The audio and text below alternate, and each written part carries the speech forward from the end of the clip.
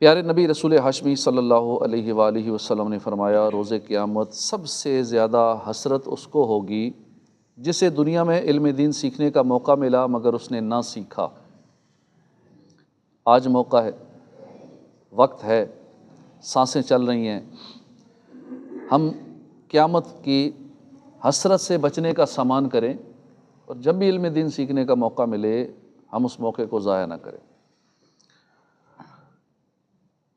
حدیث پاک ہے کہ رسول ذیشان صلی اللہ علیہ وسلم نے فرمایا، جس طرح کوئی شخص کھو جائے، اس کے گھر والے اسے تلاش کرتے پھریں مگر اس کا کہیں پتہ نہ چلے، پھر کافی عرصے کے بعد وہ کھویا ہوا شخص گھر واپس آئے تو جتنی خوشی ان کے گھر والوں کو ہوتی ہے، اللہ پاک اس بندے سے اتنا ہی خوش ہوتا ہے جو مسجد کو ذکر و نماز کے لیے اپنا گھر بنا لیتا ہے۔ جتنا کوئی وقت مسجد میں زیادہ گزارے گا اللہ پاک اس سے اتنا خوش ہوگا۔ مسجد کو گھر بنانے کا مطلب ہے کہ جیسے گھر میں آدمی کا دل لگتا ہے ایسے ہی مسجد میں دل لگا کرے۔ یہ مطلب نہیں کہ جیسے گھر میں ہنسی مذاق کرتے ہیں، گپ شپ لگاتے ہیں، وہ سلسلہ رکھنا ہے، ادب کا خیال رکھنا ہے۔ مسجدوں میں ایسا نہیں کرنا، مسجد میں ہنسنا قبر میں اندھیرا لاتا ہے، اور یہاں دنیا کی جائز بات کرنا بھی نیکیوں کو کھا جاتا ہے۔ ناجائز بات یا گناہوں والی بات تو ہے ہی منع، مسجد میں جائز بات کرنا بھی نیکیوں کو کھا جاتا ہے۔ حضرت سعید بن مسیب فرماتے ہیں، بندہ جب تک مسجد میں رہتا ہے فرشتے اس کے لیے مغفرت کی دعا کرتے رہتے ہیں۔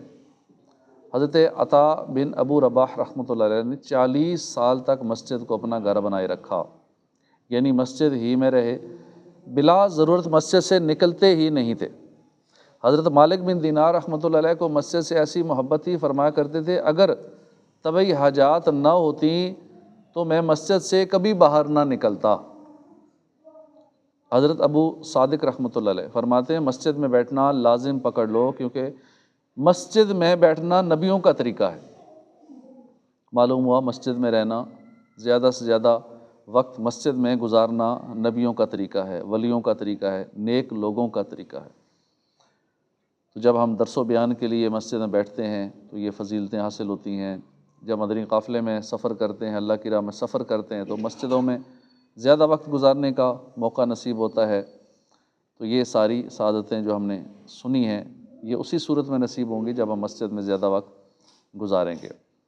فرمان مصطفیٰ صلی اللہ علیہ وسلم ہے، نیکی کی راہ دکھانے والا نیکی کرنے والے کی طرح ہے۔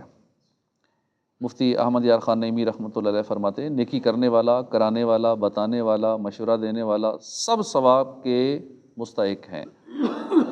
جب کسی کو نیکی کی دعوت دیں تو خود اس نیکی پر استقامت پانا آسان ہو جاتا ہے، بلکہ اگر کمزوری بھی ہو تو اس کے دور ہونے کا امکان بڑھ جاتا ہے۔ تو اس لیے ہم دوسروں کو نیکی کی دعوت دیتے رہا کریں۔ حضور صلی اللہ علیہ وسلم نے فرمایا، اچھے اور برے ساتھی کی مثال مشک اٹھانے اور بٹی دونکنے والے کی سی ہے۔ مشک اٹھانے والا یا تو تمہیں کچھ دے گا، یا تم اس سے خرید لو گے، یا تم اس سے اچھی خوشبو پا لو گے، اور بٹی دونکنے والا یا تمہارے کپڑے جلا دے گا یا تم اس سے بدبو پاؤ گے۔ اس لیے ہمیں اچھی صحبت میں رہنا چاہیے، اور اچھے لوگ مسجدوں ہی میں ملتے ہیں۔ شیخ ابو نجیب سہروردی رحمۃ اللہ علیہ بہت بڑے اللہ کے ولی ہوئے ہیں۔ آپ کا انداز مبارک تھا کہ مسجد میں آپ بار بار آتے جاتے تھے اور لوگوں کے چہرے کو بغور دیکھتے تھے۔ کسی نے پوچھا، علی جان یہ آپ کیا کرتے ہیں؟ ایک تو زیادہ مسجد میں آنا جانا رکھتے ہیں، پھر لوگوں کے چہروں کو غور سے دیکھتے ہیں، ایسا کیوں کرتے ہیں؟ فرمایا کہ اللہ کے نیک بندے ایسے بھی ہوتے ہیں کہ وہ اگر کسی کو نظر بھر کر دیکھ ہی لیں تو بندہ سعادت سے مالا مال ہو جاتا ہے۔ اللہ والے ایک نظر ڈال دیں کسی پہ تو وہ سعادت والا ہو جاتا ہے۔ تو میں بھی ایسے ہی کسی نظر کی تلاش میں ہوں کہ کسی کی نظر مجھ پہ پڑ جائے اور وہ اللہ والا ہو، میرا کام ہو جائے۔ اب کون ایسا پہنچا ہوا بندہ نیک بندہ ہے ہمیں نہیں پتہ، اور ایسے بندے کہاں ملیں گے؟ اچھے آدمی، نیک آدمی مسجدوں میں ملیں گے، گناہوں کے اڈوں پر تو ملیں گے نہیں۔ تو جب ہم مسجد میں زیادہ وقت گزاریں گے، درس و بیان میں شرکت کریں گے، مدنی قافلے میں سفر کریں گے، تو انشاءاللہ کوئی نہ کوئی ایسا اللہ والا ہوگا کہ جس کی ایک نگاہ پڑ گئی تو انشاءاللہ اپنا بیڑا پار ہو جائے گا۔ اللہ پاک مسجد سے محبت نصیب فرمائے، علم دین سیکھنے کی توفیق عطا فرمائے۔ الحمدللہ رب العالمین، والصلاۃ